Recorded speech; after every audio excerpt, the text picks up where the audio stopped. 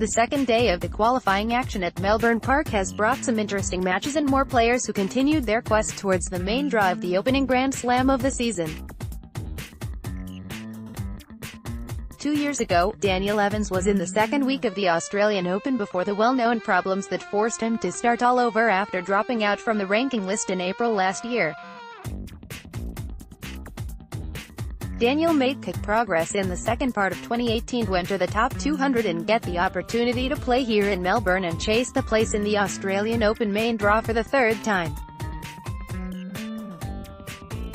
Daniel made a flying start, toppling the 23rd seed Rogério Dutra Silva 6-2, 6-3 in 57 minutes, landing 83% of the first serve in and playing equally good on both the first and second serve, never facing a break point to mount the pressure on the Brazilian side of the court.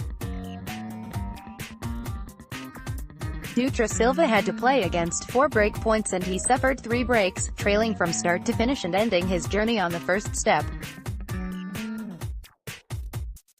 Evans was in the zone from the very first ball, earning breaks in games 2 and 8 for a 6-2 and scoring another one in the fourth game of the second set to book his place in the second qualifying round. The young Spaniard Kuhn was forced to miss the action for 2 months during the spring last year, and he will try to continue his march towards the top 100 this year, starting from Melbourne where he defeated the French veteran Stéphane Robert 6-4, 7-6 in a floating 75 minutes. A teenager grabbed the opening set with a single break at 1-1 and he came from a 3-0 down in set number 2 to reach the tie-break and seal the deal in straight sets.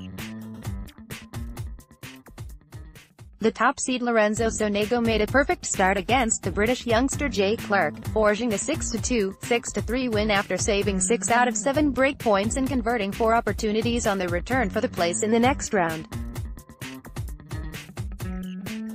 A former junior Wimbledon champion Alejandro Davidovich Fokina prevailed against Daniel Jimeno Traver 7-5, 7-6 for the winning start, coming for a 4-2 down in the opener and clinching the crucial points in set number 2 to secure the win without spending further time on the court.